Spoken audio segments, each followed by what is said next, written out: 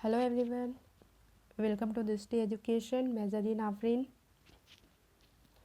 जैसा कि आप लोगों को पता है कि मैं आप लोग को हिस्ट्री पढ़ा रही हूँ और अब मैं हड़प्पा के टॉपिक को पूरा कंप्लीट करवा चुकी हूँ। तो आज से हम एक नया टॉपिक शुरू करेंगे, ठीक है।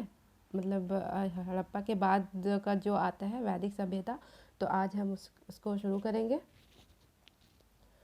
तो आज की क्लास हमारी होगी वैदिक सभ्यता, ठीक है गाइस। वैदिक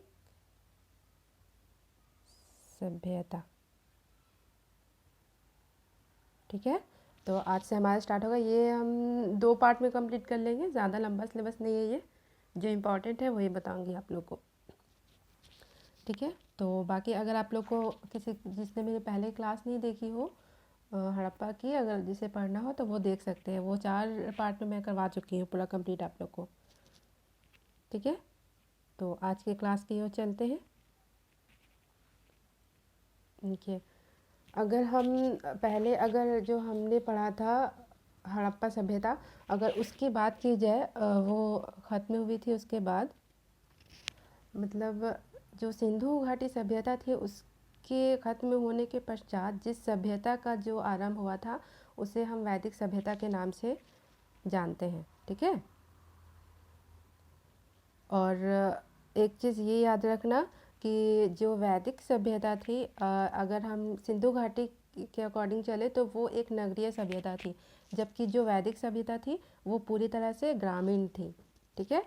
अगर दूसरी नगरीय सभ्यता की ही हम बात करते हैं तो वैदिक के बाद जो आई थी महाजनपद काल, उसमें से एक सबसे जो शक्तिशाली हुआ था मगध। मगध में कई सारे शासक, कई सारे मतलब राजवंशों ने शासन किया था, तो वो हमारा द्वितीय नगरीय सभ्यता हो जाएगी, ठीक है। लेकिन अगर हम हड़प्पा के बाद अगर वैदिक सभ्यता की बात की करें तो ये पूरी तरह से ग्रामीण सभ्यता थी, ये चीज़ याद रखना, ठीक है। तो आज शुरू करते हैं।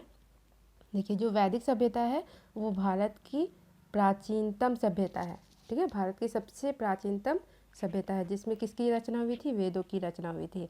ये चीज़ इंपॉर्टेंट है गाइस कि वेदों की जो रचना हुई थी, 4 वेद है, ठीक है। ऋग्वेद, यजुर्वेद, सामवेद और अथर्ववेद। तो इन वेदों की रचना जो ऋग्वेद, जो वेदों, चारों वेदों की रचना जो हुई है वो हुई है वैदिक काल में। जिसमें से अगर हम ऋग्वेद की बात करें तो वो ऋग्वैदिक काल में ही उसकी रचना हुई, और बाकी के जो 3 वेद थे वो उत्तर वैदिक काल में, आगे मैं बताऊंगी, ठीक है। तो और वैदिक संस्कृति के जो निर्माता थे वो आर्य थे, ठीक है। लेकिन जो ये आर्य कहाँ से आए थे भारत में, ये हमें कंफर्म नहीं है। लेकिन ज़्यादातर जो विद्वान बोलते हैं, स्कॉलर बोलते हैं, उनके अकॉर्डिंग अगर हम चले तो वो मध्य एशिया से आए थे, ठीक है। तो जितने भी विद्वानों ने इसे अलग अलग बताया है कि ये कहाँ से आए थे, ठीक है, तो वो सारे का हमें याद होना चाहिए। मैं आप लोग को ये एक चार्ट में मैं आप लोग को बता दूंगी याद करने के लिए, आप लोग याद कर लेना। तो नेक्स्ट चलते हैं। जो आर्य थे, आर्य शब्द का जो अर्थ होता है वो श्रेष्ठ, उत्तम, अभिजात, कुलीन और उत्कृष्ट होता है, ठीक है। मतलब आर्य का मतलब क्या होता है, उसका अर्थ क्या होता है? तो श्रेष्ठ, काफ़ी अच्छा, श्रेष्ठ, बहादुर, उत्तम, अभिजात वर्ग का, ठीक है, कुलीन, इसका अर्थ ये होता है। और अगर हम अध्ययन की दृष्टि से देखें तो वैदिक संस्कृति को हम 2 भागों में बांट सकते हैं, ठीक है। एक है ऋग्वैदिक काल और एक है उत्तर वैदिक काल। इसका डेट आप देख सकते हो। ऋग्वैदिक काल 2, अभी मैंने बताया आप लोग को। ऋग्वैदिक काल 1500 से 1000 BC और उत्तर वैदिक काल 1000 से 600 BC ईसा पूर्व, ठीक है। तो इनके बारे में भी हम जान लेते हैं थोड़ा सा। मैं आप लोग को थोड़ा सा बता देती हूँ कि जितने भी ये जो ऋग्वैदिक काल थे, तो इसके बारे में जानकारी के स्रोत हमें कहाँ कहाँ से मिलते हैं, तो ये आप लोग एक बार देख लीजिए। तो एक सबसे पहला मैंने बताया कि इसकी जानकारी हमें ऋग्वेद से मिलती है। वेदों की रचना इसमें हुई है तो इसकी जानकारी भी हमें ऋग्वेद से मिलती है, ठीक है गाइस, ऋग्वेद से।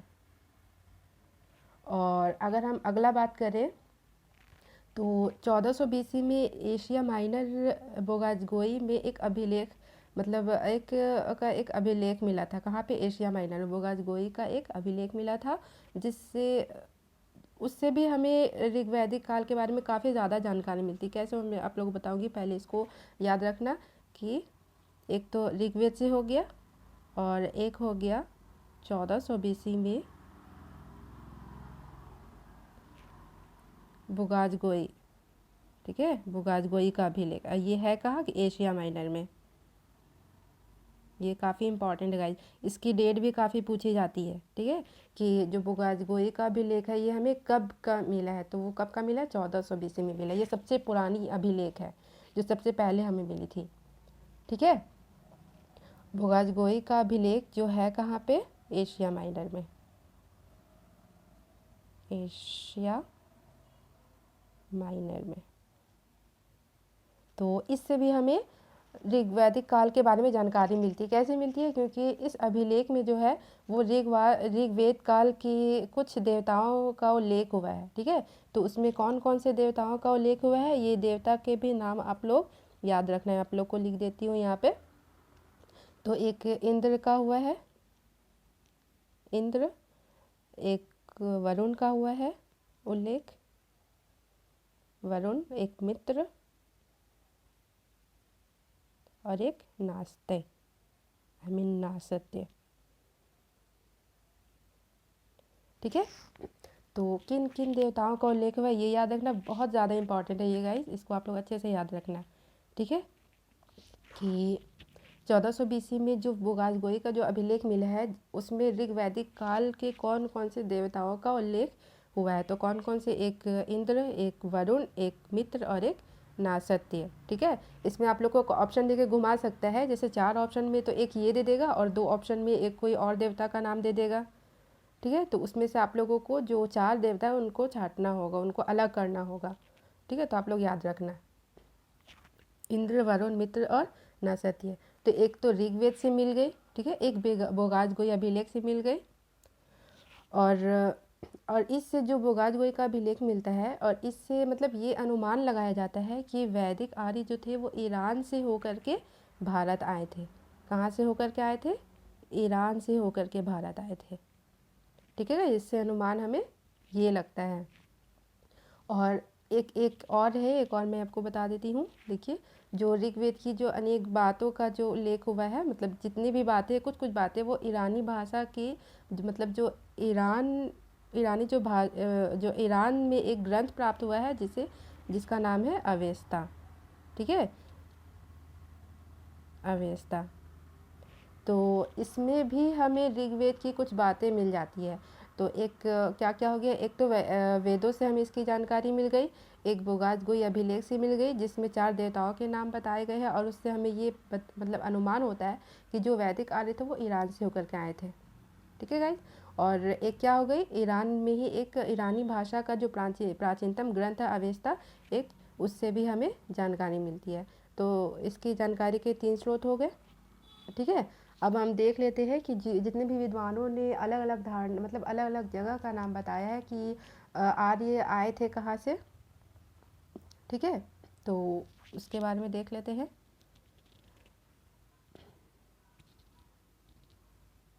देखिए गाइज, ये जो चार्ट है ये बहुत ज़्यादा इम्पॉर्टेंट है, मैं यहाँ लिख देती हूँ, इसको आप लोग याद कर लेना, ठीक है। तो सबसे पहला अगर हम देखें, आर्यों का जो मूल निवास स्थान था, अगर ज़्यादातर माना जाए तो हम लोग ज़्यादातर मानते हैं मैक्स मुलर का, ठीक है। मैक्स मुलर बताते हैं कि ये कहाँ से आए थे, मध्य एशिया से आए थे। तो ज़्यादातर विद्वान कहाँ से मानते हैं, मध्य एशिया से मानते, तो हमें भी मध्य एशिया ही मानना है, ठीक है। अगर बाल गंगाधर, अगर अलग अलग विद्वानों को देख करके अगर पूछा जाए कि मैक्स मुलर ने कहाँ बताया था, बाल गंगाधर तिलक ने कहाँ बताया था, अविनाश चंद्र दास ने कहाँ बताया था, ठीक है, इसे हम शॉर्टकट में एसी दास भी कहते हैं, ठीक है, एसी दास ने कहाँ बताया था। तो हमें अलग अलग जगह का नाम लिखना है, नाम मतलब देना है, ठीक है। और अगर स्पेशली पूछा जाए कि आर्यों का जो मूल निवास स्थान था ज़्यादातर विद्वानों ने कहाँ बताया है, तो मध्य एशिया हो जाएगा, ठीक है गाइस। और अगर बाल गंगाधर तिलक ने कहाँ पे बताया है, तो बाल गंगाधर तिलक ने बताया है कि आर्य जो थे वो उत्तरी ध्रुव से आए थे, ठीक है। और डॉक्टर अविनाश चंद्र दास मीन्स एसी दास ने बताया है कि वो सप्त सिंधु प्रदेश से आए थे। और दयानंद सरस्वती ने क्या बताया, ये इंपॉर्टेंट है, ये क्वेश्चन काफ़ी बार देखिए, एक दयानंद सरस्वती हो गए, बाल गंगाधर तिलक हो गया, मैक्स मुलर का तो पूछा ही जाता है, दयानंद सरस्वती ने बताया है कि ये तिब्बत से आए थे। ठीक है, एक लहरी नहीं है, ये नहरिंग है। ठीक है, नहरिंग कहाँ लिख दूँ, यहाँ पे लिख देती हूँ।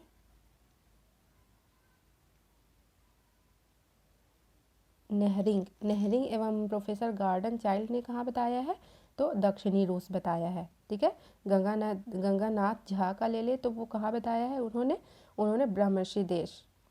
ठीक है, गाइस महोदय ने हंगरी और डेन्यूब नदी घाटी का बताया है, और प्रोफेसर पेंका ने जर्मनी के मैदानी भाग का बताया है। ठीक है, तो ये पूरा आप लोग को याद रखना है अच्छी तरीके से, इसको रट लेना है आप लोग अच्छे से। ठीक है, ये एक जगह इसीलिए मैंने आप लोग को चार्ट बना करके दे दिया ताकि आप लोग को याद करने में आसान हो। ठीक है, तो जो इम्पॉर्टेंट है, हालांकि इम्पॉर्टेंट तो सारा कुछ आप लोग सारा याद रखना, लेकिन इसका मतलब मुंह में एकदम बैठे रहना चाहिए। एक प्रोफेसर मैक्स मुलर का, बाल गंगाधर तिलक का, अविनाश चंद्र दास का और दयानंद सरस्वती का। ठीक है, कहाँ कहाँ से आए थे इसका आप लोग याद रखना। तो नेक्स्ट चलते हैं नीचे। तो हम लोग ये जो 4 वेद मिले हैं, ऋग्वेद, यजुर्वेद, अथर्ववेद और सामवेद, ये इन चारों वेदों को एक बार पढ़ लेते हैं। ठीक है, क्योंकि ये ऋग्वैदिक काल में ही इनका उत्थान माना जाता है। ठीक है, तो सबसे पहले ऋग्वेद के बारे में जानते हैं। ऋग्वेद की रचना किस में हुई, वो ऋग्वैदिक काल में हुई, जिसका पीरियड क्या क्या था, जिसका काल क्या था, 1500 BC से 1000 BC। ठीक है, तो देखते हैं जो ऋग्वेद है वो भारत की प्राचीनतम पुस्तक है, और यह जो है वो ऋक या श्लोक धातु से बना है, जिसका अर्थ श्लोक या मंत्र होता है।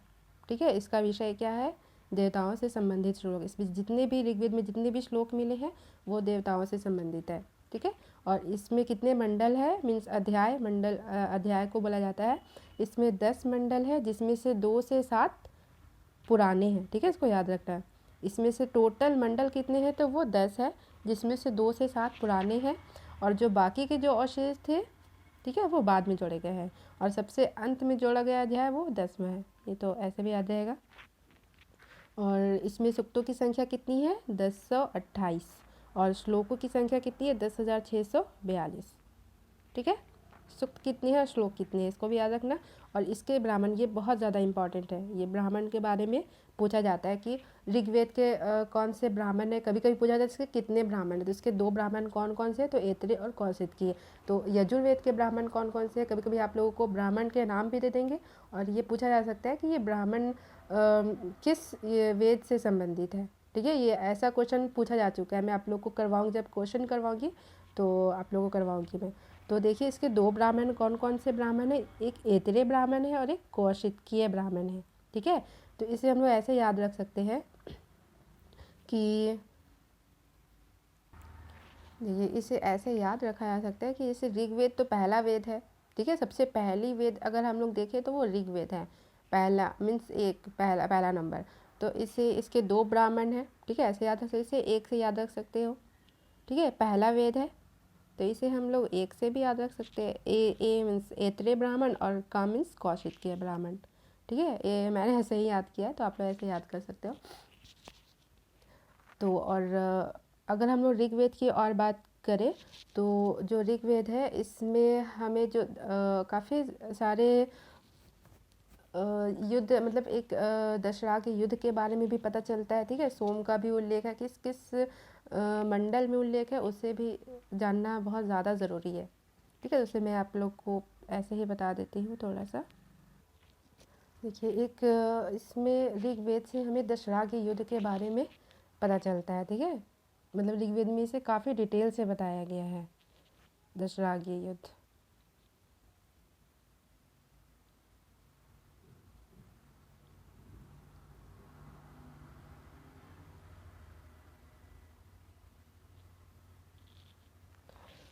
तो देखते हैं, ये जो दशहरा के युद्ध था, ये एक सुदास के बीच हुआ था और एक 10 आर्यों के बीच में हुआ था। ठीक है, जिसमें से 5 आर्य थे और 5 अनार्य थे। ठीक है गाइस, देखिए सबसे पहले हमें ये याद रखना है कि इसकी जानकारी हमें कहाँ से मिलती है, तो इसकी जानकारी हमें ऋग्वेद के 7वें मंडल में मिलती है। ठीक है, ऋग्वेद के 7वें मंडल में, 7वें मंडल में हमें दशराग युद्ध के बारे में पता चलता है, जिसमें कि एक भरत जाति, जिसका भरत जाति का जो हेड था वो सुदास था, और 10 राजाओं के बीच में हुई थी। 10 राजाओं जो थे उसमें से 5 आर्य थे और 5 अनार्य थे। और ये जो युद्ध हुआ था ये किस नदी के किनारे हुआ था, तो ये पौरोष्णी नदी के किनारे हुआ था। पौरोष्णी नदी, जिसे हम लोग वर्तमान में रावी नदी कहते हैं। ठीक है, पौरोष्णी या रावी नदी के किनारे हुआ था, रावी नदी, ये याद रखना आप लोग। और किस किस के बीच में हुआ था, तो एक भरत जाति और एक आर्य और अनार्य 10 राजाओं के बीच में हुआ था, जिसमें लास्ट में विजय हुई थी जो वो भरत जाति की हुई थी, सुदास की विजय हुई थी। ठीक है गाइस, तो इसकी जानकारी भी हमें कहाँ से मिलती है, तो इसकी जानकारी हमें ऋग्वेद से मिलती है। हम थोड़ा सा बात कर लेते हैं कि इसमें टोटल 10 मंडल है, तो जो इम्पॉर्टेंट है वो उसकी जानकारी कहाँ कहाँ से मिलती है। तो सबसे पहले हम देखते हैं कि इसके तीसरे मंडल में किस चीज़ का उल्लेख है, तीसरे मंडल में।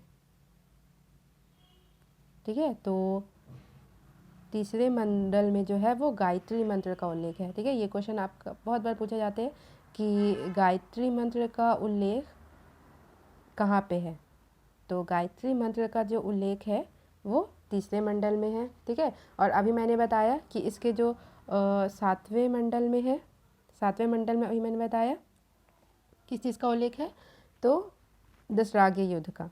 ठीक है, इसको आप लोग याद रखना कि दशराग्य युद्ध का जो वर्णन है वो किस मंडल में मिलते हैं, वो 7वें मंडल में मिलते हैं। ठीक है, दशराग्य युद्ध का।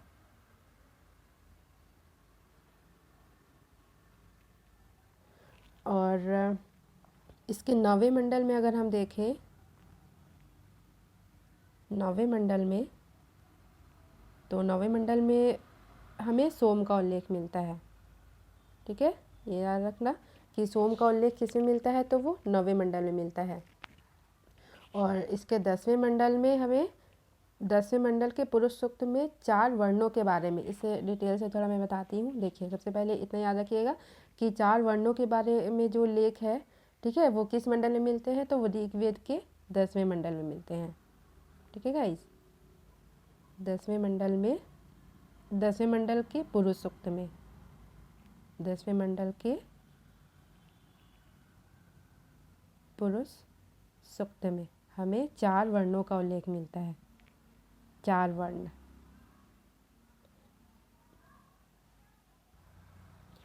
और ये 4 वर्ण कौन कौन से हैं, एक ब्राह्मण, क्षत्रिय, वैश्य और शूद्र। मैं यहाँ पे लिख देती हूँ, एक ब्राह्मण,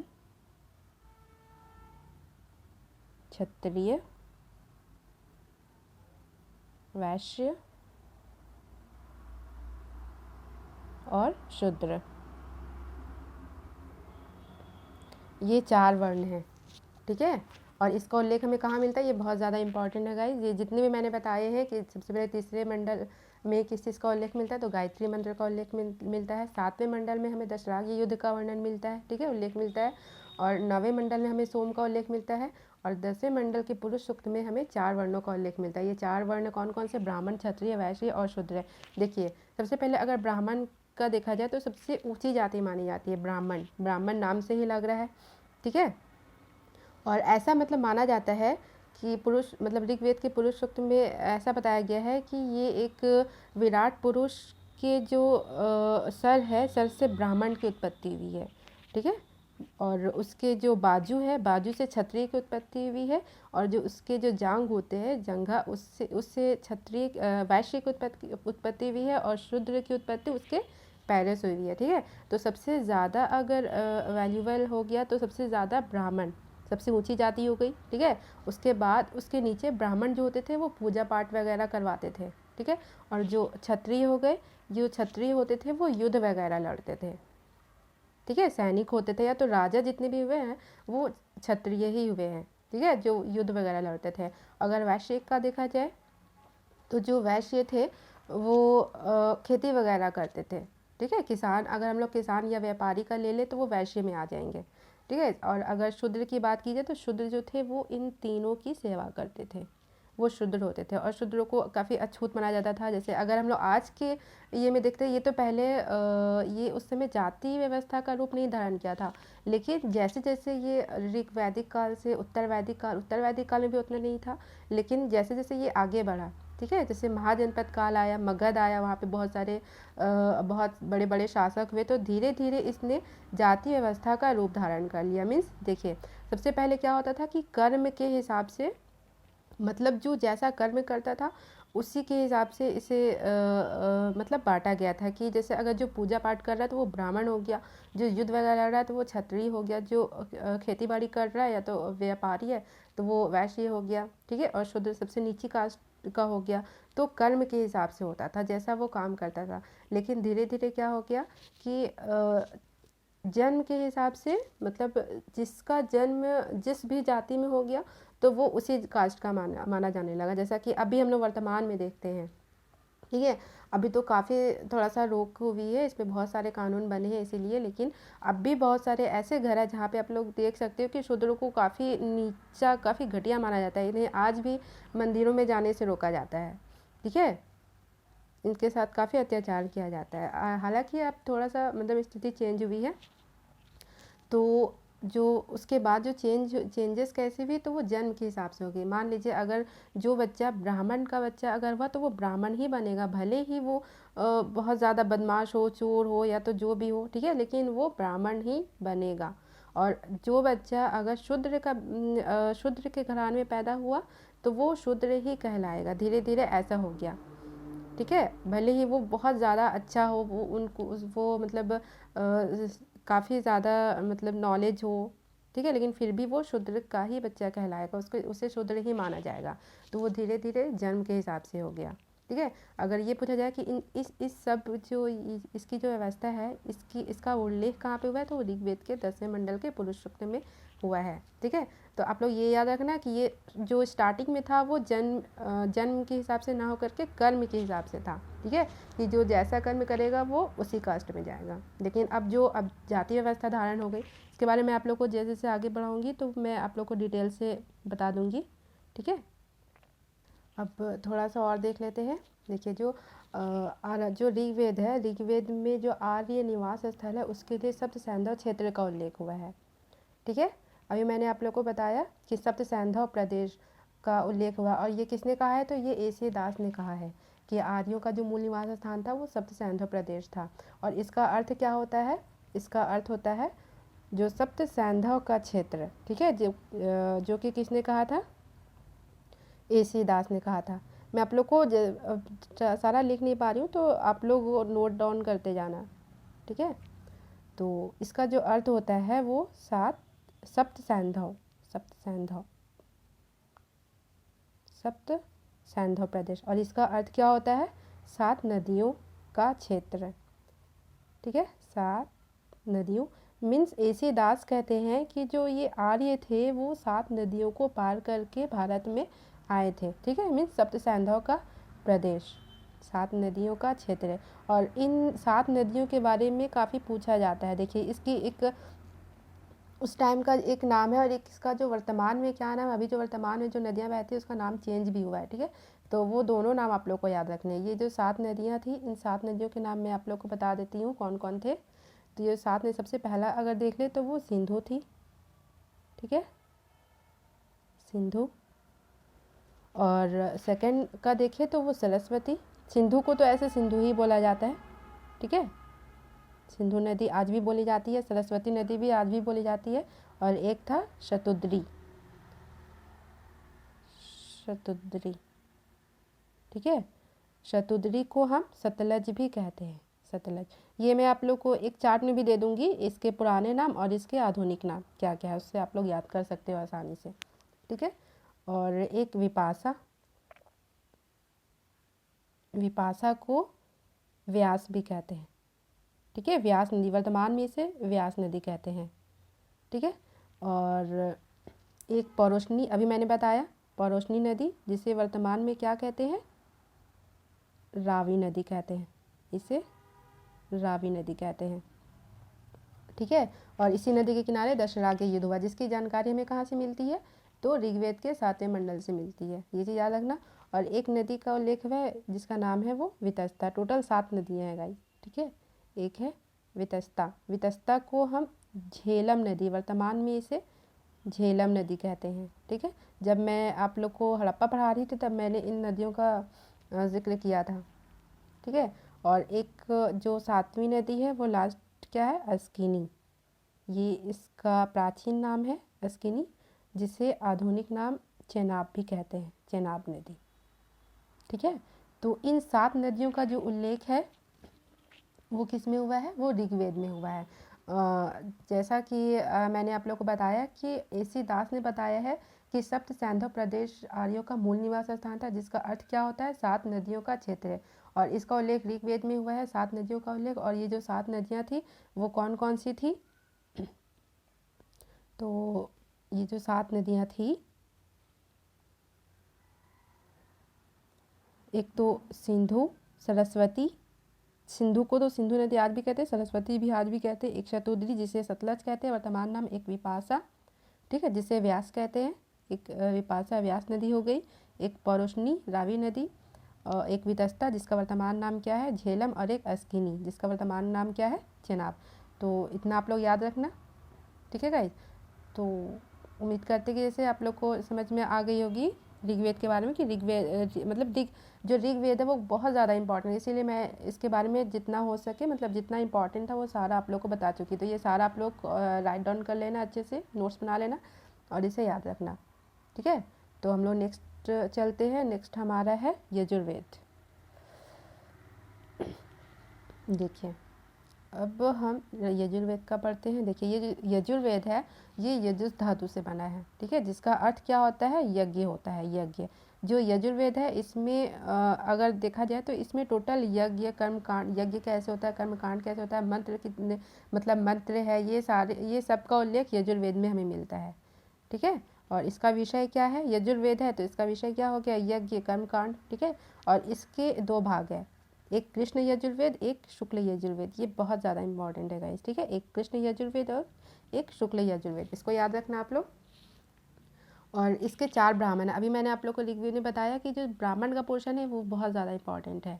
ठीक है, कि इसके कौन कौन से ब्राह्मण हैं और कितने ब्राह्मण हैं, इतना आप लोग को याद रखना है। तो सबसे पहला अगर देखिए तो वो तैत्तिरीय ब्राह्मण है, एक शतपथ ब्राह्मण है, एक कथक ब्राह्मण है, एक कृष्ण ब्राह्मण है। इन चारों को याद रखना। ठीक है, जिसमें से अक्सर जो पूछे जाते हैं वो शतपथ ब्राह्मण और एक तैत्तिरीय ब्राह्मण। ठीक है, लेकिन ये दोनों भी याद रखना, ये भी अच्छे खासे एग्जाम में पूछ लिए जाते हैं कि कथक ब्राह्मण कृष्ण ब्राह्मण किस वेद का पाठ है, तो वो यजुर्वेद का पाठ है। ठीक है, तो ये चारों ब्राह्मण के बारे में आप लोग याद रखना, यजुर्वेद का। नेक्स्ट चलते हैं सामवेद। देखिए, सामवेद, साम का अर्थ क्या होता है, ये तीसरा वेद है। ठीक है, साम का अर्थ जो होता है वो गायन होता है, मीन्स इसमें जितने भी संगीत से रिलेटेड जितनी भी चीज़ें होती है वो सारे हमें सामवेद से मिलती है। ठीक, इसको याद रखना। अगर पूछा जाए कि संगीत की पुस्तक किसे कहा है, संगीत की जो प्रारंभिक पुस्तक थी वो सामवेद को कहा जाता है। संगीत के बारे में जितने भी कुछ है मतलब सारे कुछ सामवेद में लिखे गए हैं। ठीक है, ये देखिए यहाँ भी लिखा हुआ है कि भारत में इस पुस्तक को संगीत की प्रारंभिक पुस्तक माना जाता है। संगीत की अगर सबसे प्रारंभिक पुस्तक कहा जाए तो वो सामवेद है। ठीक है, और इस पुस्तक में अधिकांश श्लोक जो है मतलब 75 मतलब सिर्फ 75 श्लोक को छोड़ करके जो जितने भी श्लोक है वो ऋग्वेद से लिए गए हैं, इसको याद रखना। और इसके जो ब्राह्मण है वो 10 ब्राह्मण है टोटल। कौन कौन से हैं मैं आप लोग को बता देती हूँ। इतना पूरा 10 को याद करने की ज़रूरत नहीं है, बट एक बार पढ़ जरूर लेना आप लोग। और जो इम्पोर्टेंट है मैं आप लोग को टिक कर देती हूँ।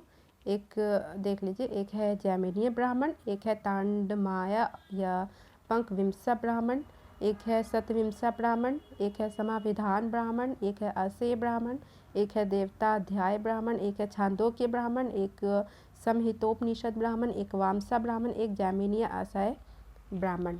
ठीक है, तो इसमें जो आप लोग याद रखना जो सामवेद के जो ब्राह्मण है, इतना तो याद रख सकते हो कि सामवेद के कितने ब्राह्मण हैं, तो सामवेद के 10 ब्राह्मण है। तो ये इंपॉर्टेंट है। एक जैमिनीय ब्राह्मण बहुत बार पूछे जाते हैं। ठीक है, इसको याद रखना। एक छांदोग्य ब्राह्मण, ठीक है, ये बहुत बार पूछे जाते हैं कि छांदोग्य एक छांदोग्य ब्राह्मण जो है वो किसके है, तो वो सामवेद के हैं, इसको याद रखना। एक वामसा ब्राह्मण और एक जैमिनीय असेह ब्राह्मण, ये सारे ब्राह्मण बहुत ज़्यादा इंपॉर्टेंट, याद रखना आप लोग। ठीक है गाइस, तो नेक्स्ट चलते हैं अथर्ववेद की ओर। ये हमारा है अथर्ववेद। ठीक है, तो जो अथर्ववेद है, अथर्ववेद में सबसे पहले हम जान लेते हैं कि इसमें किस चीज़ के बारे में जानकारी मिलती है। तो इसमें शादी विवाह हो गई, जादू टोना हो गया, तंत्र मंत्र हो गए, चिकित्सा, ठीक है, मीन्स जितने भी चिकित्सा इलाज वगैरह का जो जानकारी मिलती है वो सारी जो है वो अथर्ववेद से मिलती है। ठीक है, ये जो है अथर्व ऋषि के द्वारा संकलित किया गया। किस ऋषि के द्वारा संकलित किया, तो अथर्व ऋषि के द्वारा। और इसका विषय क्या, अभी मैंने बताया, इसका विषय जो हो गया, देखिए, एक तो जादू टोना, एक शादी विवाह, एक तंत्र मंत्र, एक इलाज पानी, मतलब चिकित्सा से जितने भी रिलेटेड है।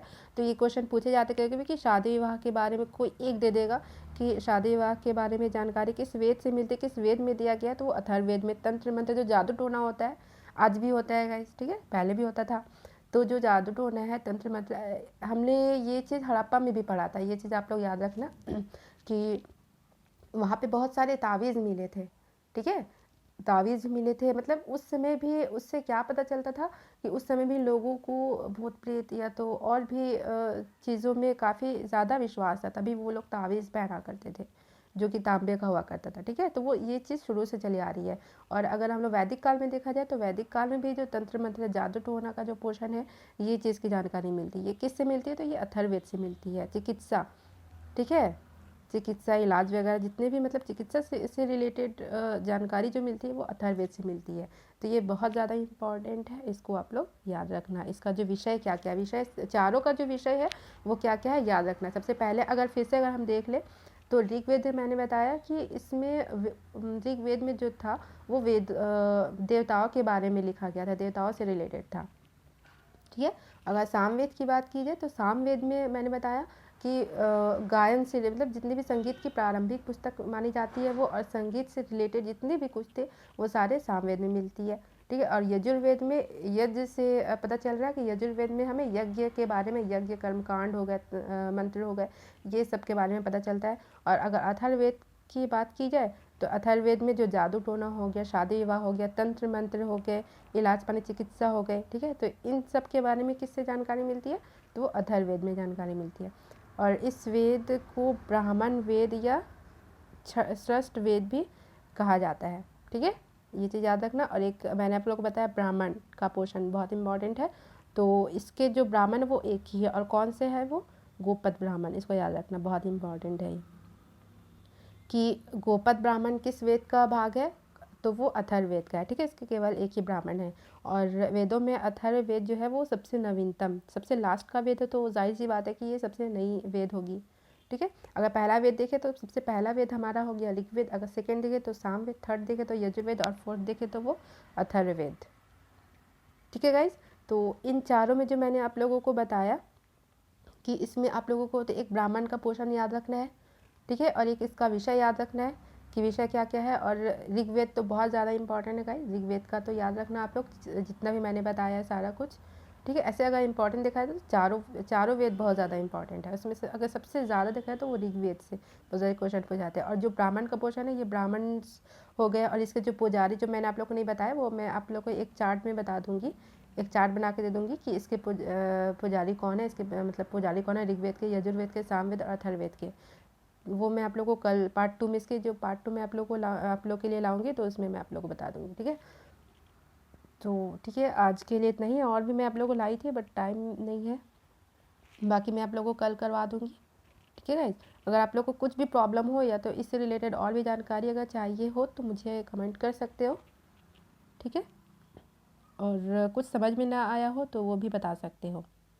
ठीक है गाइस, आज के लिए इतना ही था। तो आप लोग को मेरी क्लास अगर अच्छी लगी हो थोड़ी बहुत भी तो प्लीज़ सब्सक्राइब कर देना, लाइक कर देना, शेयर कर देना अपनी फ्रेंड्स में, ताकि और लोगों को भी इसका फ़ायदा हो। ठीक है गाइस, थैंक यू, बाय।